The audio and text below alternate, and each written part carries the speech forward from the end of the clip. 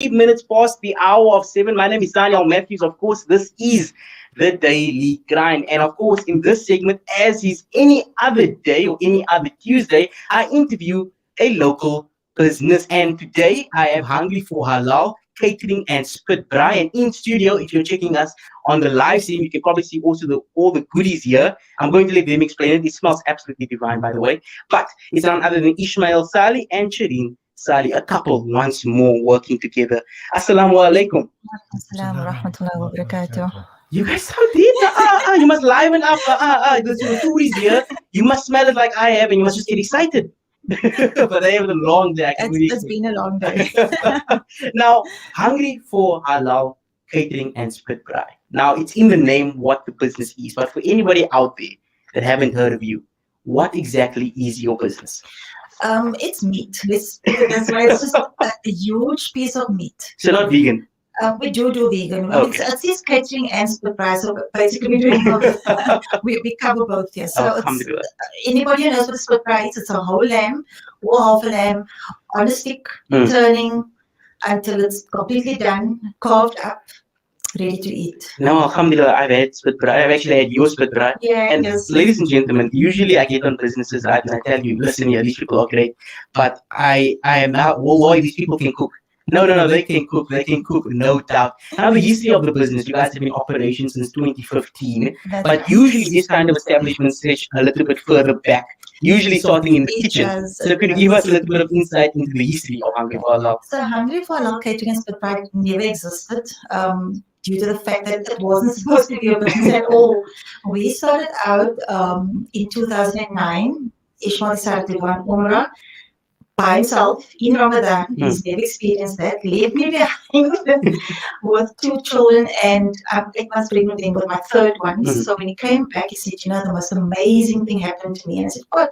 He says, I entered Medina not knowing what's going to happen to me. I entered there all by myself. I didn't know where I was going to sleep, eat, nothing. I just arrived just before the waqt. And he says, as he was walking, he saw this little boy following him, and he's like, why is this child following me? And this child hands him a bag. And he opens this bag, and in this bag was a little barakat, what we call a little barakat. It was like a foil bakkie, and it had its rice, and it looked like biryani type of thing, and it had its yogurt, and I think it was some bread and fruit, those type of things. And I was like, wow, that was amazing. And he said he ended up crying because it was an emotional experience for him. So we decided, like I said, I was 8 months pregnant at that time. And it was he arrived just on Eid, actually. He arrived on Eid. And just before the next Eid, he said to me, you know what? Remember that story I told you about this little boy? And I said, yeah, what about it? He says, why didn't we do it? And I'm like, okay, I don't know where to start. I've never made a big pot of food in my life. I got married, I couldn't cook, so I need to do some research. So I gave myself some time.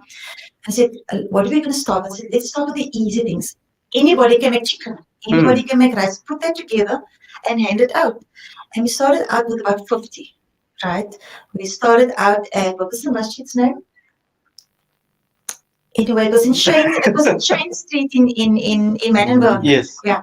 I think it's Sheikh Maulana Abdul Rahman. Yes, we started out there with 50. And every year we ended up growing, alhamdulillah. So, we now doing 500 every second day between Judan Street, Masjid. Yes. Sometimes, what is it? Providence Park.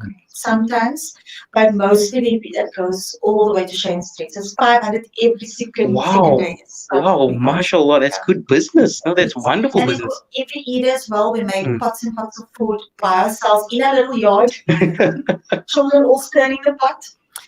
So yes, that's basically how it started. I would make food for functions and not get paid for it. And then my son, he completed his HIS at the age of 10. Yes. And we didn't have any money to give him a child, so we left it. And then it was his birthday. When he turned 11, we decided, let's give him something small. And I didn't want to cook. He didn't want to go. It was hot January. Nobody wants to stand by the stove. So I ended up going onto Google. And I said, what about this? Why don't we do a split fry? So we ended up doing our very first surprise family feast, and they loved it. And guess what? She also attacked this. Basically, that was his brother-in-law. He passed away. I think it was last year. 2 years ago. 2 years ago, yes, of COVID. And he was the one who said, you know what, why don't you make a business of this? There's nobody doing halal split brand. And I'm like, I'm just about to have another baby. Baby number 5. Every single time with the baby. Where am I going to find time for this? Yes. You know, and funny enough, at split brand, I never told anybody I was having another baby at that time. I just kept it very quiet. And the baby was like 2 months old. Asia, she was 2 months old, and we had our first gig. And it was with the Department of Education, I remember. Eh? Yeah. Wow. With the Department of Education, we did a split bride, and nobody knew there was a baby under the table. Nobody knew. When the function was done, there was this little baby, like, oh, I forgot I had a baby. So wonderful. Yeah. Now, usually when couples come in, I always ask this question in regards to dynamics. Yeah. Because Shireen, it seems like you are the head chef, the executive chef in the kitchen. Yes. So I'm wondering now, the relation in regards to this business, how does it work between the two of you? Okay, so I mean, looking at me, I'm a small person. And a lamb is like 20 to 23 kilos. I cannot pick up a lamb Yes. at all. So I will go to the butchery, and I will, in fact, now today it's so cool with WhatsApp. I can speak to them directly and everything is ready for me. So Ishmael will then go and collect the lamb, and obviously will hang it for me. I cannot, definitely not ever just hang anything like that. It's way too much weight for me. So I mean, the children, even children, they are really good at this. I have Hanifa, she's 13 years old. The child is super strong. She will lift that 20 kgs as it's nothing. And then when you meet them, Yes. people. So she would sometimes hang it by herself. I mean, like, no help from any of us. So yes, that is where he comes in. Also, I cater for up to 1,500 people.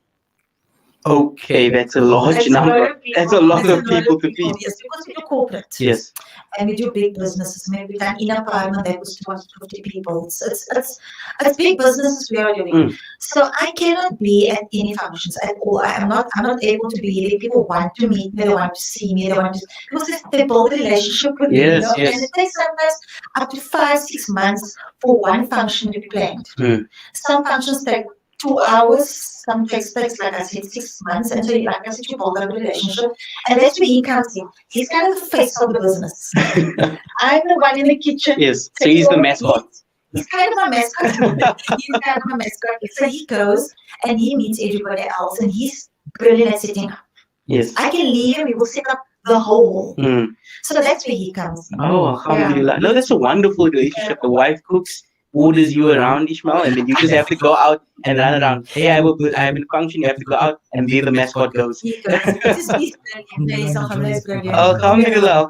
No, with that kind of food, you have to enjoy it. But for me, the question comes into play because how it started, very humble beginnings, coming off of Umrah, sharing this wonderful story, and then developing this idea for this business. Now, in terms of growth, because now you mentioned that you're working with mainly corporate, and you corporate functions 1,500 people, and this is a completely new domain for you. So I want to just to figure out here, how did it start from your husband coming from Umrah to now working then with the Department of Education and now serving 1,500 people? I mean, the transition is insane to go from your home to a massive event. I want to know just the transition into that. How was that transition for you? Okay, I would say that I eased into it. Like you said earlier, it takes, before you even start the business, you started like a while back already. So it started off small. We would maybe do a function for 20 people, and it grew from 20 maybe to 30, 30 to 40 to 50. And you kind of get your groove in that way, when you work around the numbers. Yes. So it wasn't easy. Like I said, your parents to 6 children. It was hard being a mother, being a wife, helping him out with his business, being at home, trying to start my own thing. You know, it was very, very hard. So I had to start doing tenders. You don't make any money on tenders. You just don't. But you pick up experience. Yes. Lots and lots of experience. And not just experience, you meet so much people. People go from at the corporate function, and they will say, look, I have a party. Ah, And that's how it goes on. so networking. Yeah. So now you're networking. Now you're no longer about I'm tendering. Now tendering is not even really part of the picture. Mm. You're now moving out, and people are going to their work and saying, Yes. you know what, I was at the party this weekend, maybe 21st, even weddings, we do weddings as well, Mm. by the way. And they will say, you know what, why didn't you get these people in? And that's how it kind of rolled from the 20 people up to 1,500 people, where people Wow. actually tell you, you know what, I'm going to book you. I'm gonna book you no matter what. You can't say no to good And business. I can't say no. Yes. Because your food is my food is what speaks for me. Mm. People don't know who I am. They hear my voice on the phone. They have never seen me. I'm not on social media. Yes. I'm not on Facebook. I'm not a WhatsApp copy. You know, I'm not really into taking pictures and those type of things. What I did do out of my comfort zone was I opened up a shop. Mm. And that's where the customers and my old clients, they basically came in and met me in my old shop. Oh wow. So that was brilliant. It was something quite new for Mm. us. I'm a little bit curious now. Okay, so you did this big transition. Yeah. Obviously, there were a lot of learning curves because now you're transitioning from a small group and now you're creating to about 1,000 people. Obviously, first started off with like 100, 500, and then grew from there. Now, from my perspective, your menu and what you guys serve is quite diverse. There is, of course, the usual things from the community, but I know that you're a foodie, primarily because if you guys are wondering where you've heard this voice before, at the Houdini trip, if you wondered who was one of the judges, it was actually Shireen. She was one of the judges looking at meticulously at the entire process and also like talking about the presentation. So you're very much in regards to research and watching, because you mentioned there you Googled spit brine and you said, okay, we can just do this. Yeah. Is that usually the process that goes into creating something new on the menu? Is it just, oh, I saw this really cool thing, it looks delicious, let's just go for it?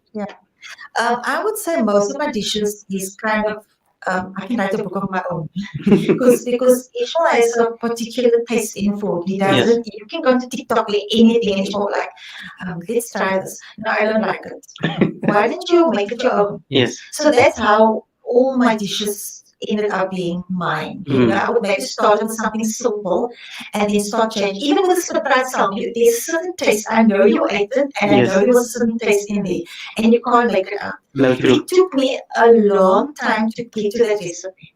So chopping and changing, failing. Yes. That's the one thing. I failed a lot. Mm. So you have to go back to the drawing board. Failing actually creates growth. Yes. You have to keep on falling in order to get to something where you really want to be. Yes. And that is probably where I feel that most people, they go into a enterprise, whether it's food or anything, and they get so engrossed in the branding. And that is where a lot of people fail. They start with a business and then they get all excited, all enthusiastic about it, and then they forget about the product itself. Yes. And that is what I did. I told myself, look, let my food speak for me. I'm not going to I didn't brand anything until recently.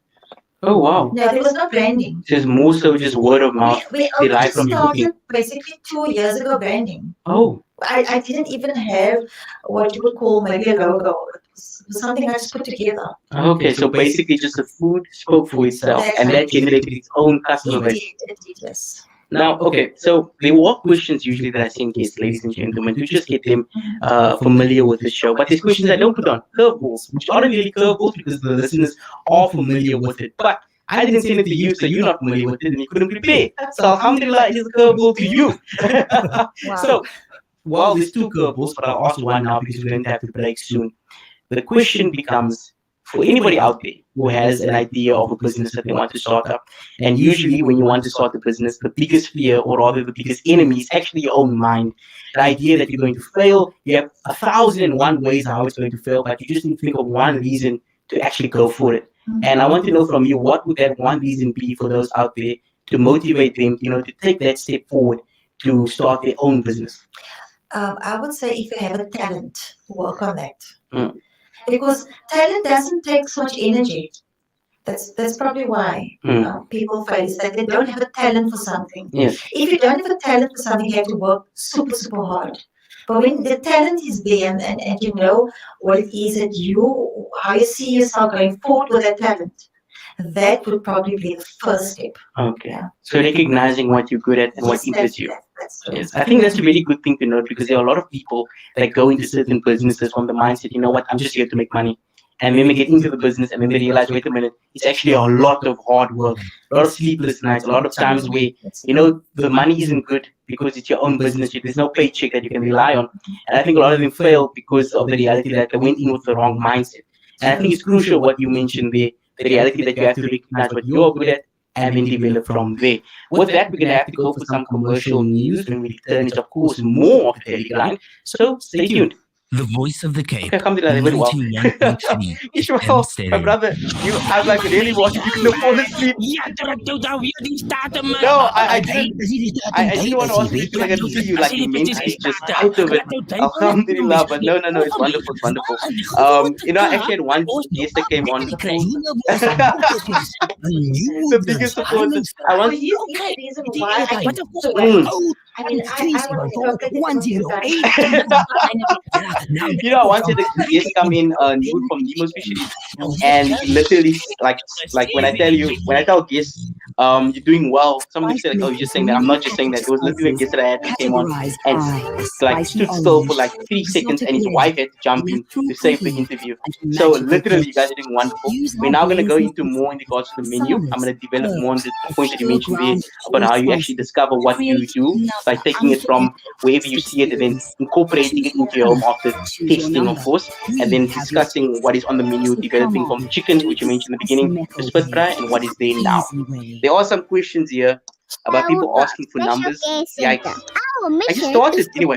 I just started. No, because like somebody asked, hey, Dan Salam's Daanyaal, the question. Is this hungry for Halaal? Yes, it's hungry for Halaal. Hungry for Halaal catering and spit fry. I must remember to say that. To make a donation towards the But building of my our main new question, center. your tag is at Hungry Halaal and Hungry for Halaal on Instagram. At 10 rand Is that per your- brick or 1,000 rand per square You know meter. what? For more information, And she's asking the 021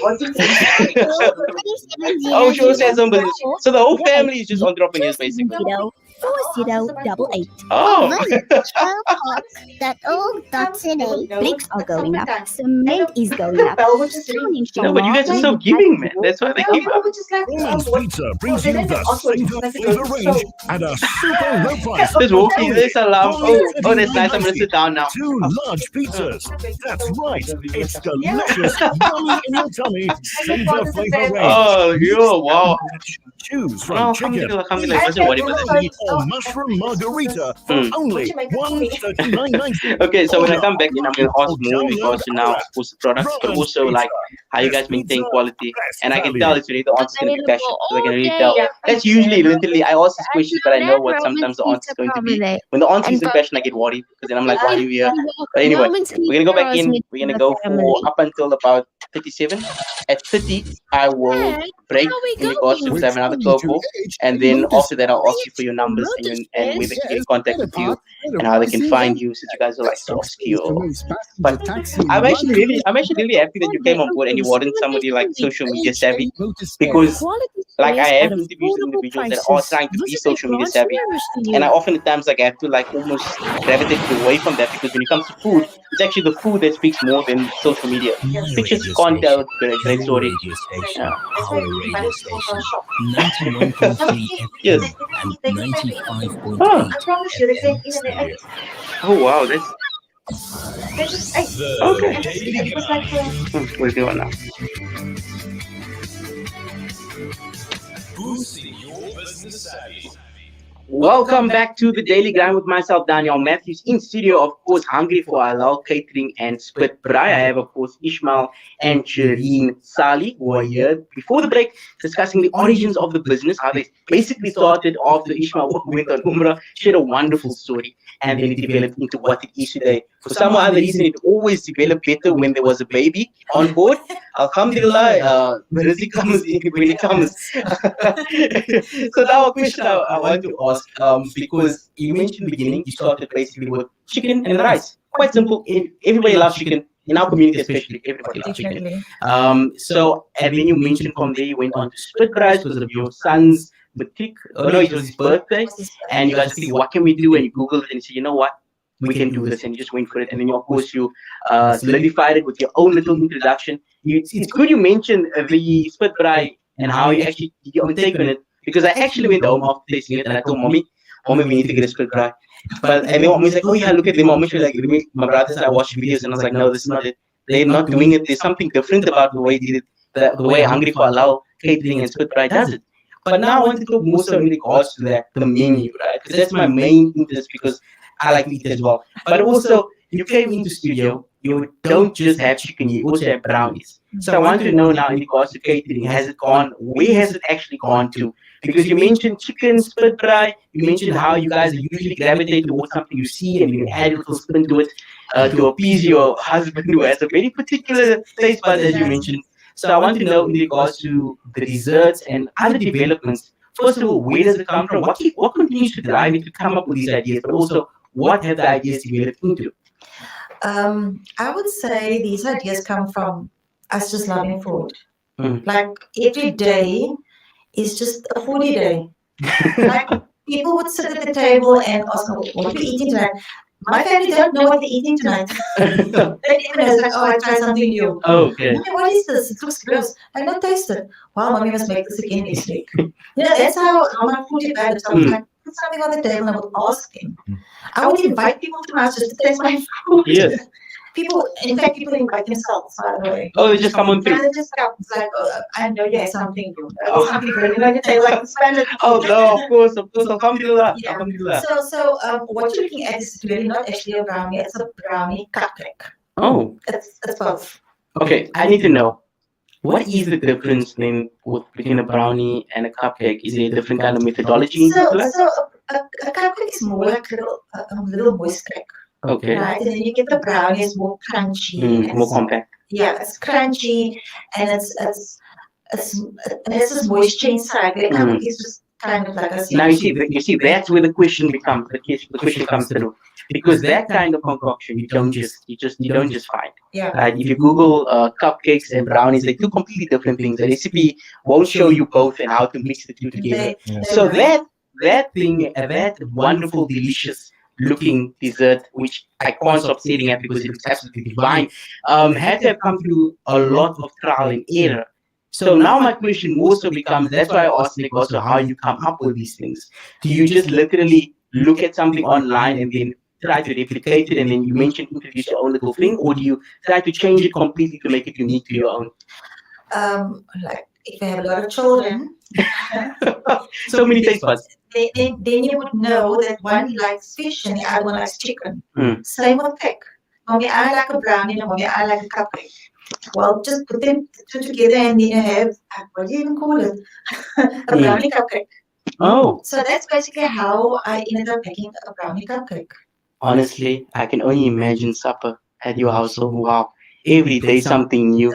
Every single day. Wow. And I must say, people do know you. Word of mouth spreads very fast, because here on the WhatsApp, or not the WhatsApp, but rather on our Facebook and our YouTube, we have comments here from Vakira saying, best food ever. What an amazing couple, humble, kind, and loving. They just liquor people. And then Mr. Nicholas has just here fire with a wonderful emoji.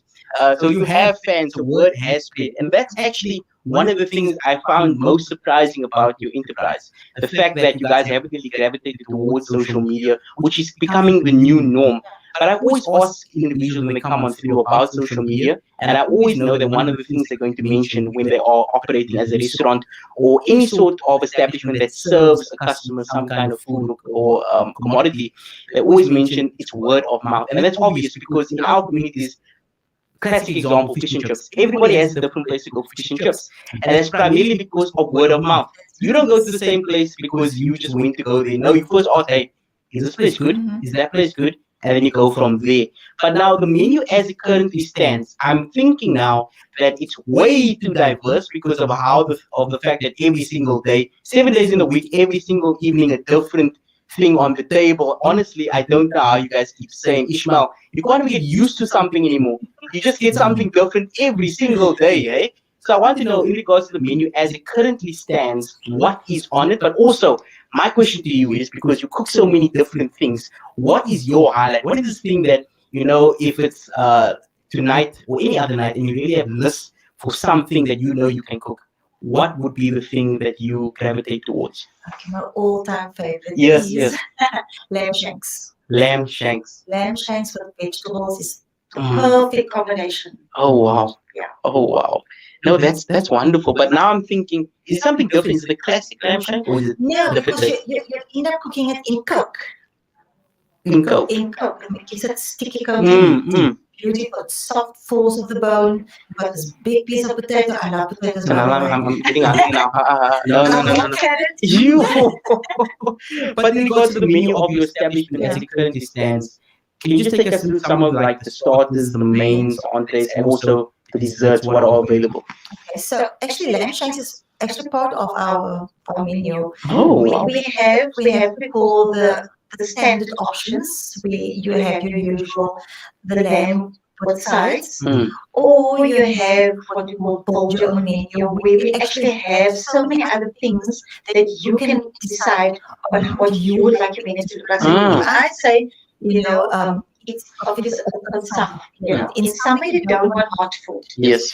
So you maybe want more salady food, Mm. with maybe chicken or even the lamb shanks or the stir fry. You don't want the rice. You don't want even make the pop, that type of thing. So at the moment we have the summer menu. Okay. And the summer menu is very simple because you can sit with a plate of food and then you can look at it and think, it's so hot. Do I really want to dive into this hot food? Yes. That Yes. type of thing. So obviously you're gonna have your meat will be warm, your chicken will be warm, but your salad will always be the main thing on your plate. Yes. You can say it's gonna cool me down. Exactly. Yeah. Exactly. Because in summer, I mean, you don't want to just eat meat. It's not going to work out well, not only for your stomach, but also just for the fact that it's so hot. I mean, we're sitting with the weather like 38 degrees, 35 degrees. I can't breathe in this weather, honestly. I was so happy this morning when I saw the cloud cover. I was like, Shukriya, Rob, for blessing me with this coverage. But anyway, now, you see, I mentioned before the break that there's another curveball. For the listeners, it's not really a curveball, but for you it is. Alhamdulillah. That's why I didn't include it in the questions, because I wanted to see how you react. And I want to know both of your insights here, because you both are like the mascot and the executive chef. So whatever the executive chef wants to do, the mascot has to just go. And I wanted to know, your business has been in operation since 2015, which means that this year marks 8 years in the business, right? So I'm curious now, 8 years from now, where do you see Hungry for Halal catering and split fry going forward? Oh, that's a long time from now. Look, I haven't been sitting and thinking about the future, because I mean tomorrow is the future as well. The following day is the future. Yes. We don't know. I mean, we're coming from a pandemic, and that was a curveball. Yes. So for us to look forward, I guess it's just to keep on thinking of what you're going to do with your product. If your product is good, you don't even have to market yourself at all. So you basically cannot really say, I'm going to be doing this, that, and the other in 8 years' time. You know what I'm getting I at? see what you mean. So in 8 years' time, Spotify might not exist anymore. There might be a different trend. Exactly. Yes. So like I said, 8 years ago, I just started this. And what was I doing before that? I was cooking for masjids. That type of Yes. thing. So in 8 years' time, who would I be cooking for? I could be cooking for the president. Who knows? Oh, alhamdulillah. Whoa. We're going places. I see even Mr. Gulam Fakir is saying, oh, wow. From starters, main desserts, highly recommended. Please remind Shireen and Ishmael about I'm going to pronounce it so bad. Haslach. I'm so bad at Yeah, pronouncing it. He's been asking me about it. Hey, I don't blame. But there are people questioning now, where is their shop situated? Send me the address. I also want to come and taste. And then people asking, is this Hungry for Halal? Of course it is. It's a Hungry for Halal catering and split fry. So for anybody out there that wants to get in touch with you, they want to, come and taste that wide variety, all of the things that you have on offer, how can they do so? Okay, so they can call me directly on 071 204 0360, or they can WhatsApp me. It's actually the best way to get in contact with me Yes. because they can WhatsApp me directly. They can chat with me. I can send them pictures. I can send them menus. With emails at the moment, with load shedding and those type of things, it's not always easy to get Yes. to get to the emails and have it. You can't have a relationship with anybody. Yes. So when you're on WhatsApp, you kind of, like I said, you're building a relationship. I might not see them, but we are building that relationship. Yes. And that's what I like to do, because I like to find out the personality behind the person I'm speaking to, who I'm going to be cooking for. So it's no use you're going to be cooking for someone and you don't know that person. So yes, and we also Before you continue, somebody's asking again for you to repeat the number. I think people really want to taste. Could you just repeat it one more time, Kanala? 071 Yes. 204 Yes. 0360. Okay. 071 0360. That is the number to get in contact with you. And then we also have a website that's down at the moment because we are redoing it. So we'll be up and running again first week in March. Because we are redoing the whole website, we are doing redoing the menus. And then also we've just started TikTok and Hungry for Halaal split right? Am I right? Yes. And then we also we've been on Facebook for a while, so it's under Hungry for Halaal catering and split right.